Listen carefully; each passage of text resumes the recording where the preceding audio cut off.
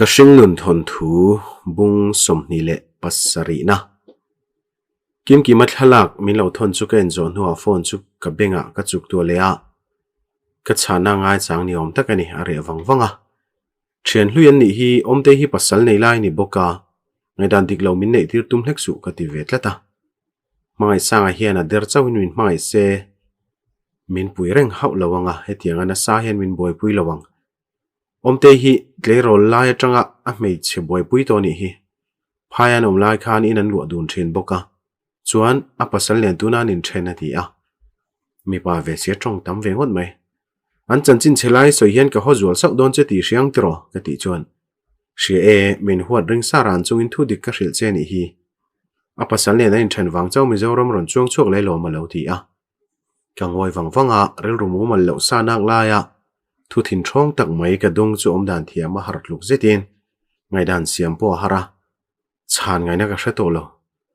om te hi chak lo na beraniang chu rei tak thian an lo ni to na chu thu shan school nau pang an ni lai tang in zuan nia anin kopa mai sa tan po thla ma ka har sat don ti hrengreng ro ati khol khol maya chu hun rei lo te chung chuan hlau na in ka tak sa le rel ru tham chuak le vek to a kan thil hlau ber kan ma chanang mai hi kani kada don telephone da karwala ka kortlang chu ka lo hum nget man hle a karilu ha dam theinan boyamu hil chu ka thlir ngot ngota alo puitling venga ka van doina hi chom zel ani chuan shom reng reng in nuna mang venga mi hausakara zum takin om ve miel mielanga skula azilai puiten an lati du da anga ti thlengin ka ngai to a chu chuan min ti ha le zolani uzote usang tian ka kol tlang theilo atia ti pain thiang in phone menon pe a hello ka ti rol chon tungei bia ka ati de muka kim kimakhak kalau berai man viawe mani ka shelo zonu ni ne kan bia tin dot ka soi ringota imuto emati lai chon mi che pakhatin mai sang om te na zong che nia tunang huna te chon phone mang dai bik lo la boi thele lu tuk mai tlai a po choi man lo po lai te la alo ti tan ta na no man ti mel khop mai hetani moi lo om boi pui dang ne bik reng lo te aninom tun mang kha chuni se I phur le beranga pot niam vek tu che hi an omani lo mo ti ri na zui zata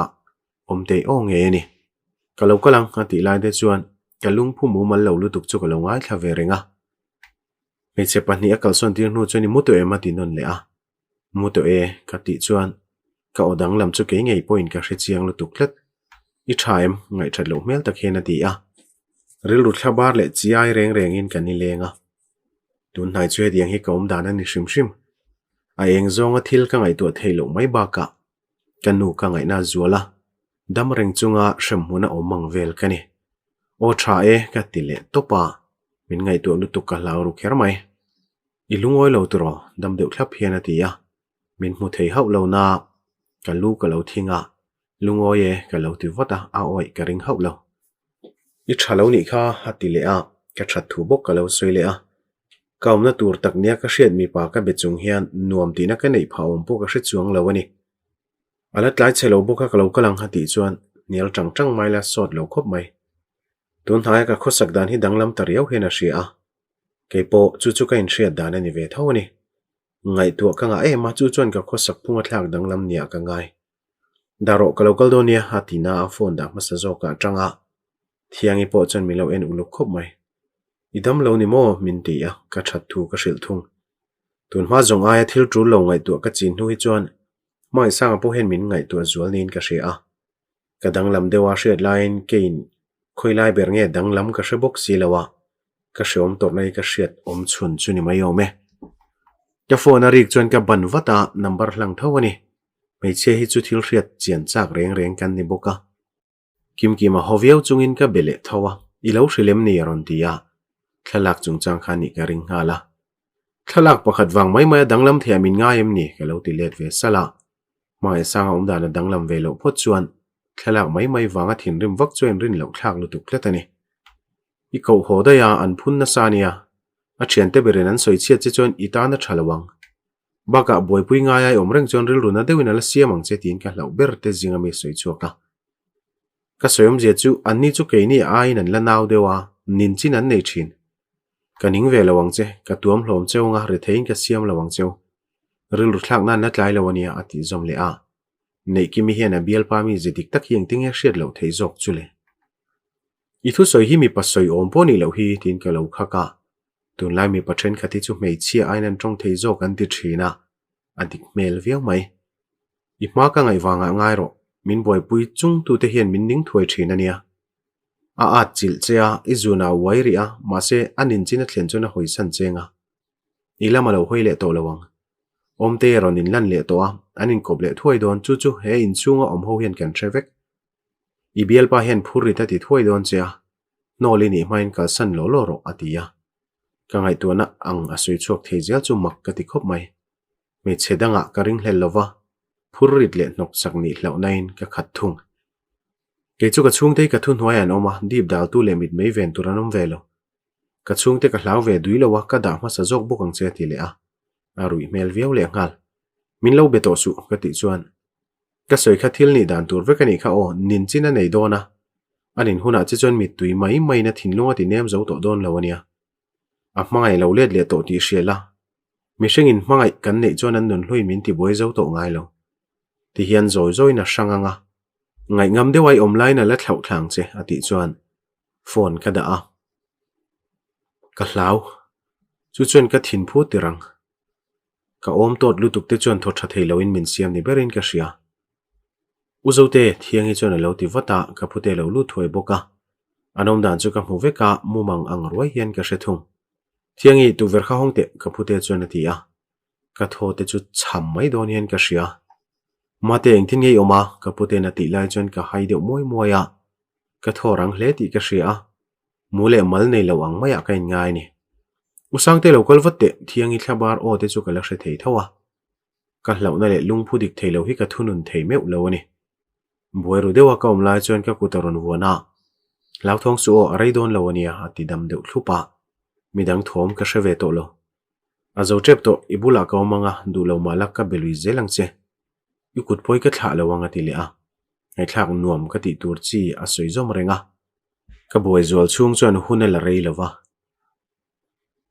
ma se a hre om to khok thungani uzote I tha to em thiangin ati line mai sa chuan engtiarenge oma halo ti ve thunga ka hre chi lo ka hmulok bik lawa ka hmu kha chuan tho ha ang deuh hian oma a tho kharanga pasomana bia khan darkar chan ve chu thling lawanga ti a wa tang chuan a thłabar zia a hre the midangan chuan huwa chuan ka bula lo mu ve a boi chu kilama moina mang chiat lutuk na lama banga ku lekleka ka fapa wang chau po hian khatianga tur kha kan ni lo sin mole khatiang khani thinem ka dul zona ku pa ti chuan ai thot cham mai do na in hri hian ka lo ngai lo avoi khatna nia ka hre thiam lo khop mai ka ti ya doctor mur o fiang reng deuh dam deuh thlap hian atia eng doctor nge ka hmunga ka lo ti vata khatianga ka omle kha ka hlawa ka du to bik lo ani ka thenu hi psychologist ania nak tu ka hroi don chenia atia rilu lam doctor dai mo ka hmu don ka ti hluaya depression ka nei niin ka in hre box si lawa ama khop mai ni e ima molo mati a tuna kom dan khai nge ka lo ti ve thunga panic attack ka niang ati a ka hre thiam ve ta kuara ka hlauna hian a top kho ka thleng to poni mai theisin ka omang khan midang anom ve thinem keima chau chu ka ni lawang tro ka ti chon om thine ma se a tho dane nang vek lawa tam tak chu an bula omreng maila kan hre thei kher ngai lo thin kha chu hria thei khopina lang chuak thunga a reizong poi nang lo atlang puin minute nga tanga minute som te nia thiangi soi hmanga nang chu minute som thum ve lai ni om takani doctor muwat la that karing atia min rin hel ruk na rei to a doctor pan tura min ron ngal mai po hi a om lo lem lo ani soidu inayem ain benka nga min ena a mel dam thlap te chu thlamon pui thamani ka soifi athiam lo karil ro dik che lo ni karing ka ngai to na hen mun tina hol kuala a thalamin ka ngai to ngai bok si lawa ngai to lo tum viau maila in thunu na har sa bok si ka ti chuan ka hre thiam lo ma lo ti a ka thil hlau ber hi ka hril don nge don lo ti a ril ro in sual na sakop mai engtin nge anen kol thin ka ti chuan ka hre tam vak lo doctor in thati danina in kol mai ang che ati a kwarem tak turain bengkan lai ni bokati in ataksa chu ka ku a rim dang lamanam lawa tu mai chiama akwa ve lo ti in kain hril pa mol mola ani lo lam ngai tu lo katum na save viawani na tho kan ngai ve om sia doctor chu mu thei reng tina mi ka ti thale a dam doi e adam wat ka du ni he tiang reng ani chuan kala thi thei tak tak mayang tai bang ma mai don lo ma ti the na enga tingai lo kal ngal da ya ka ti chuan min ma mo hi atia kaum dan dang lam na hriat na rei to ka ti to kha ka thalo nia hriat nu lo kal wat chan po hi ani ka ring he tiang thila thlen hi be se sa shim shimang ikal koile donem ka ti a kim kiman milo biak lai po khan thoma la oma an la hodar mai lawang aron rui mel veu line mai sang ero zuri manam hau lawa har phim tan chuan ti sual pal nei po har de wang chu ka hotlang to anga ti lai mek chuan phone ari a ka phone ani lo ti ka hrenghal boka ka phone chu vibrating ka dar a ari chuak ngai lo mai sang chu tho vuta chuata jacket la chara ai te zen rak rak nu a phone chu phora ari lo to man chia ka jacket tlo thladai lo nui zat mel ta khena ti a atlo thla ka ni lo ang bokin atlak lai po chu ka hre chuang lo a phone rile meka engineer deuh saka a met to hal maka jacket a hak lai chon ho hali tu mem ni ka lo ti a min la ngai mi tin mi lo fiam zui ve zata ka lo then deuh saka engma phei chu ka soilo om te kha la ila duem min en vuta ka hre to ti a hre hau lawang mu mal deuh takin om te chanchin kan la soi ngai tlat lo ani iril rudam thei thlot na nge ati deuh maka a thin remani rengin ka thu chuak rang viawa ka mu dun cheu wang mai ve thar ka ni lawania ibial na hlui ti ka hret wang chawin ka zot che ka ti chuan an nui dewa chu chuan tlemin omati nuam le ta dewa engpo ngai tu la a chelama kha chen min tel ve du su ke chau min en langai thlabok ro midang in ti boitir su atia akut lum wang wang chuan ka biang ton ton adoma min ring turin ka hril che ni chu nai taka min en chung hen atia omte chung chang ro ala soitel ve haulo omte khaila duem khatinon le a du lo ati deuh ngata min chang rang khop mai ni le min ngai jong deuh tu hi kalpui ve tai la engtin ngei tiang khati a ka ngai tu na kal thui le na sa to viau ni kalpui lo mai ro nui hak pa ti chuan kan nui ve ringota toite ani na tak si in min chang thina rin hel lui tlat chu har khop phone a rik le chuan phun hluk pa hina ban vuta ati to ble nuwa a switch off maka tunge a tin kaloin rola menon mel zoka ka thian te ti pain phone chu ake korep te a chona thuna omtein ron bia ka tumti chiang takin a hriat mai thung ni le omte hian lo zar boi reng ta che sela I min le mai ngem an jacket lukhum po chu sak pa ka ti chuan nin mel tak hian tho la a ka haider lui ve tla thunga a to vek to soi to lo la omte tel ve lo ni mai ati a au ki tang chuan zo zui zel chi ni point ka hrelo thlakhera ngai lo thua soi wang chuan kamule a akal don tak taka chuan mutui ti in miron fo pa in ngai tu ngut ngut lo turamin cha hnuwa min kal san chawani atuk zinga chuan hakal tura ka chhuah main boya choka pe a ake then lau lawa adam to lutuk chuan min ti hlima har viau lo sela chuka kalna pianga hroi ve zel mai ka chak thin voina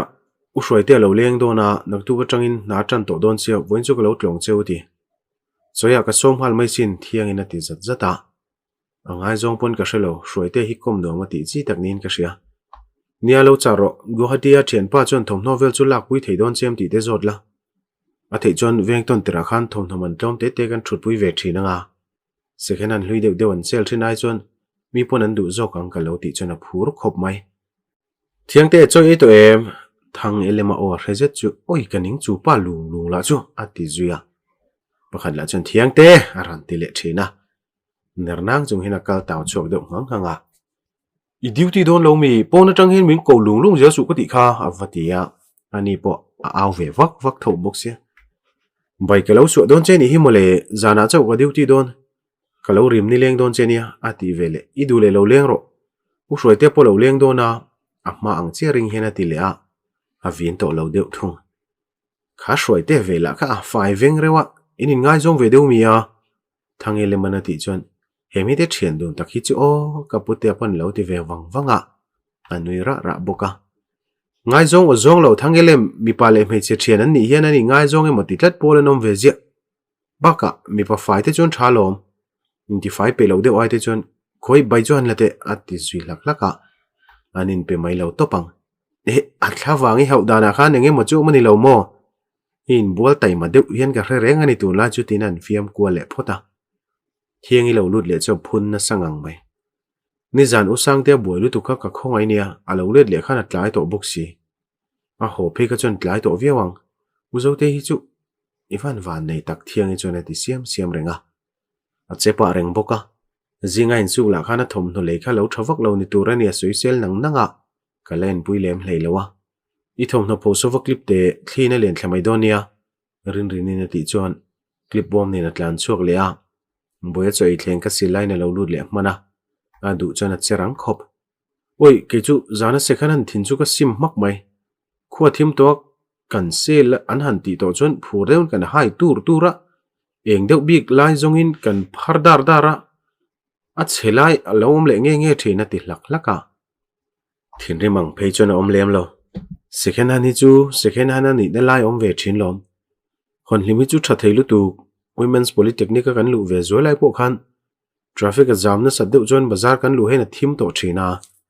bazar pu ya kan thing zelom in thal tam lo an lau thina khuwa thim to phei chon ho wat ten du ve a thin fu lo deuh tu mom thina lom cheng som man tha deuh tam thel tu rin in lo ti ve wata pol so ma zo nuwa polytechnic a BCC a zir ve zoi ni ome ruate nen in nel deuh se chu an ti ten rol viang mai theini nakina uzote hovin kan la zur vedonia veng chung ani phei chuan du thleng kan thu thei dona ke chu sum don ka cha kania thiang in ati phei chuan mon pui le rin ni ten phur khop nileng in zo nu ni nen kan buaya clinic chon hong rei thin thaw tin mai sang po ka tur man mo du lem lowa appointment nei sa lo kan ni phei chuan kan thim duayanga amuna ha tlok ai chuan kan thona huna ha dam deu om chu ka du zo kani zote voin po hingoi rewin ka ria nui ve thoma la adik lo ve ruk deuh te nei ni lo mo zo nu ni ti chuan lu ka thinga ka oi lawe a ka tong char pon ngai thaliam mai angini oma thil ei tlem boxia vitamin A thala tha nakina doctor ho huna sample kan jong donia ngai sammel taka tong lang chu ka lo ena zonu ni le BL atiang hian ve em nei lovin om ve theila chu anuam ngotin karing ban mai sang nen doctor mutur chon kan kala ani chona na zo to niang office ban hun vel ani awangin a jam na sa a chu chorem chang ala in ni zanai kalnak khak khoi vengi a tin ka lo be buaya veng ming min thil che chu kan veng nen alo in hlat lo khop mai le ngal kanin biak zo khan ka lo kal ngal alo mati a ka boina sat em wang khan sana ka lo en lawa eng ti renge thang po ka shelawani kalokal do na ti hnu da ya kim khan min lo bia a kanin biak zo hnu ka buai zui ngal ang khani maya meron buai pui hmana ni chuan alo thleng harwak lo topang doctor chu eng mi nge a ka ti chuan hroite tanga ka hriat ve thonia kanin nim nai vak lo hati maya inin rena rei to em ka ti le trala rilrulam doctor te hi chu doctor dang ain mu an hu phurom zoka clinic bulvela mel thriat an lo umang ti te hlo umani kumni velaniang hatile ringota hroite hi ma aina naupanga ka mu ma hawin doctor chu mithiam takani kan ring ngal ngota hroite ang rolek psychiatrist ni theichu ro pui hle mai ka ti chuaka au pa jok alo ti zawa motor pon tlan chu le tana mamo view sin doctor chu ka hmoshe khop mai aha ki ta khan psychologist kan tia psychology travel emeng clinic a hong ma deuh nge moni mi an lo omang to lova mi pahni lo lom te chu kan nga ka an zo vek nu lu ve ka tum chu mai sangan man mo su min lo ti a clinic ngak tu bula thu zui zat boka doctor om na pin dan chu zaw vak lem lova min mu chana nui deuh sanga dokro ta khan lo thuro alo te nga zunga a mela thawak lo na a fel mel khop engei local chania ti chuan karil ru kha theilu tuka kai ngai to chiam zel mai boxia khati taringota doctor ngei po channa mu mol ka pe theilo chuni chi aya mangang vak chi ni emati a ni e ka lo ti vata mi aina sign aniang tro ati chuan ka bu ngata min ut chua kan ti tur len ngai theilo dan tur hen ka om miawani engin nge ti mangang berche ati a eng kim hi ni mai ka tiringota kamang an thin dan le thil om lo pui ka suang to kwal thin te thil hote point thui tak min ngai tu tir big thin dan te ka shila nun hluite soi chuakin ka thil ton jong te chu chip chiar takin ka shil boka min pui thei tu berania wangin ka pasal ni chungchang po ka zep buang bar pe tala uluk dewa ka thu soi min ngai thlak sak nuwa I kum ngai tu ini tur thei jok le mai I chel hle ni chu I torang zong zong hi mei chedang in tur ve ta se she oman ti khopanga ti a zuaw min tilawa midang pun an tur thei ti velin a soi lo boka ka nual na turin eng tong kam ma anei lo eng ti ka tang khan nge in ngai tu vok vok chui chi na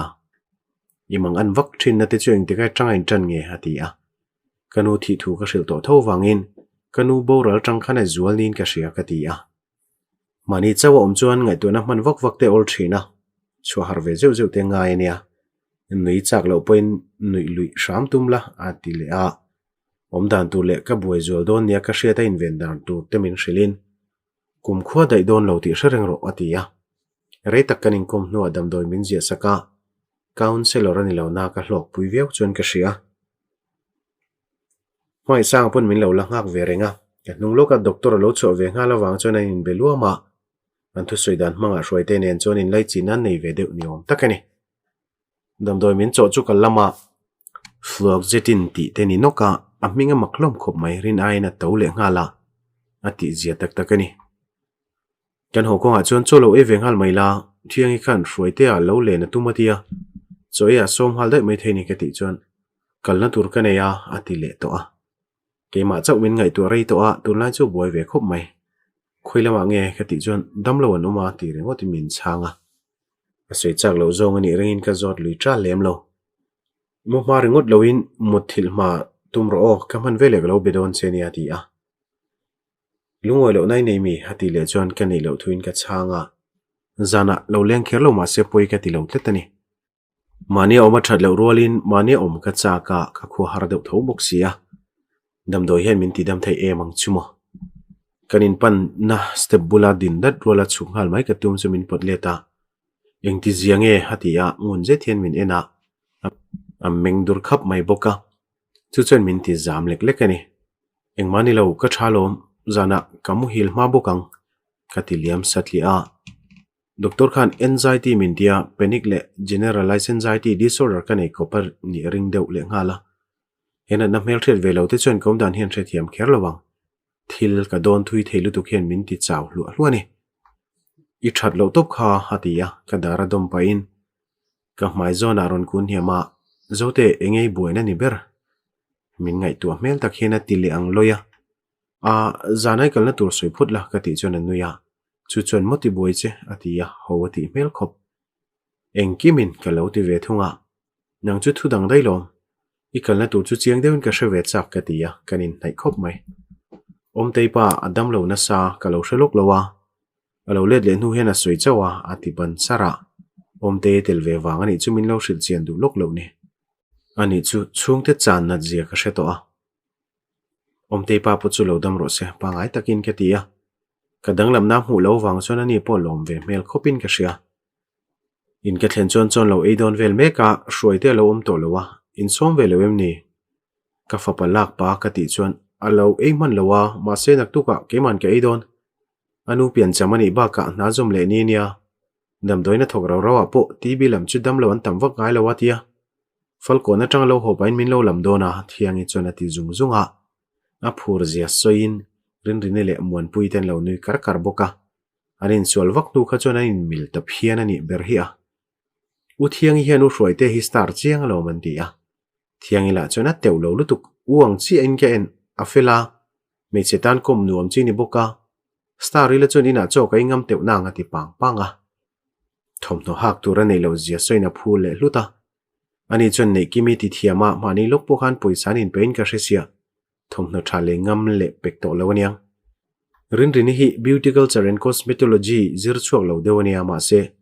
mi chei thiam no tuk ikal dona in chei tir donia mon puina ti le ngat phechon phur takani to hun bi deuh leka thil e angai wangin an rol chon chok ei ve a kai kham no ka in buala boya ka mut pui zui ngala zanlaya ka harle mai hlawin dam doi ka ei du lok lawa ka fapa oi mut nan phone ken puya mai sang ka ngai chang pa deuh reng boka ma se thiangi te ron mut thlengin min belo boya muthil nuwa dam doi ka ya ka muthil ngal mai thei lawa ta ka chon whatsapp ka ina ruat te message lo om ve nge ya boya ka ngai to buk se pathian ne lo len puila ani lo pun kema ka lo lenga ngaron ti a pathian nia kanu unaw ten lo la kal je wang chon ina kom pe lem lowa kema big chu na po ka kal ngai lo ina oma anti ti ngai thak ai chon tin ka lo lengang ka ti ve taringota uzote ni zanang khan om to chu o nula ho chon an ti sap sapa keponin ngai tu ngut ngut lo chu ka tum ve na sa thina ma se chi ai na local mup to hi chon in ve na har ve lu tuk tlatani om to lawang muhil ro ka ti ya engan ti thim rolling kepon kamit ket singa kamu thil ma jong chu mai sanga ka lo ngai chang ani ber jing ka tho vele thingpui ka luma ka thom threnan lo tho ve sap sapa tuk dangang bokin bualin mananin chuwa anin turle na saviau to uthiang chon thang ele mate bolin han ho mai sela tian fiam na te chu vin lar hena chang le ta kanin chung bo rok chok kangin anuam sot ve viau to a chu chuan ka chung ri la topic na chu nor kiang thei se ka ti thin kum khwa aw don lo ti a doctor in min thil kha ka vong reng bok jam do in ka thlen chon zo nu ni lo ti le na sa to a zan lama nurse duty ho tum to te lo bek khot lai le pek chu ni in mai sang mi skol le message le om nol kha ka mu ve nge ya zingkara hunol ka nei tlem thina wangin imu to empty min lo thon chu hey hospital a kom to tin ka chang leta kema jok chu kan we za zonu ni pon nomom vur ve lo ti le pek to a ka chan le dana chon ka thin rim lo je hre thiam ngei ka ring tuk dang aina local tlaya kan do kan maron din chon zonu ni jok in lo fiam le hluai to a mi hring hi lo dang lam thei khop mai in bengai hlei lo kha anin ngam tlak ta em mai chuania imu hil thei em ni zan akuta ka biang ron nul thuak pa ti chuan o ma se mi ain ka meng rei tho ka lo ti a anui ve suka min biak lok lo chan te chu soin phone a char sa phoi thei hi le na phone te lo na chuak ka lo ni o me tlaya ka thla man kher lo che zonu ni boi lai tak chuna ti a ain thla run ve mail phian le ngal angai kher le nem ka lo ti ve maya local vero tila idule don silawa atia anui mel chu hmunuam khermai rindan nei saran chuin khoi kaldona kati chuan hroite teina ativata thiangin enain punol doniom takani nizani ho harem kati le chuan men la thanem lo boka in biak thei viau kalau bengal che nom lo ti mel takhena ti a minon biak hun kha ho hunani chuan a leng rei thokhat ti na ani ivaleng rei ve kati deuh hlaka ka bial pa chu du chon ka khak veng chu ka waring hlel ti na phei chu ni lo nu berin ho phal tlet lewa hati chon mit ngol ka lo kan aka om te nu mole hati ngata engem ti don lo ma se kan du berte mei chedang kiang anom chon ngai ngam mo ve hrim hrim ani ka ho main thil ka nei dun donia hati nuwa pin dan lam min pan santa a zonu ni nen kan ti tur kan ti mol la ya kim ki maka mu thu chuan ngai a thalo khop moya anui mail verther tak te chu ka mu mai hau lawa nei kimi bial pani miau wangin thil poi mo ti tura local ani karinga kan lampana local chon ka lo yib deuh choya pon lama ngat phei chon in hriang om ka du lo hrim hrim ani iwa boyom ve hati chon ka lo nui toy deuh taka engei lo ti don ti na moya zo na te ka lo zot ve a nei kimi hi mi mal nun thup tlat chiania tuman anin lai chi na hian hriat karing lem lo ka lo hudon che hati chon kan ner deuh naka min block le to sia zoi sup hian atia ka boi vak zan la khan ka block nga la are zui ve mai karin line min muturin a local le chunia a huang taw sot khop mai ka block zel thawang che ka ti maka a za theilo zia hi mi bula phei chon soila anoi kher lawang ti turani ti hi chon min block theina ngala ti tak deu dewa kan che velami te hiama hrelo tu vek kan ni a lau le ven thon tur po nei lo ama hretu ber tur mai sangala damlo enina buai don na samai buksi i boi zo trep to e mati le a amit mengler melu tukte chu ka kham ngoi ni thinrim na le hlau na min siam na sakhop mai ni lengin ka buai don ti ve mak mai la ni chon tlaya ka local le mayang lulul choina ti ve tlata ibula ka kal lawang nei kimiti una win min mu dun ka du hau lawania local non le ngai to lo vin lek lek ka ti chuan zone ni po chon min ngai ven trana a chet phunga chuan min ngai chang ru ran ti hriat thei bok ban hun oma ka lo lamang che atia akuta vai zau nuat chuang hal nula zak thei lo ka ti rualin eng chiang e du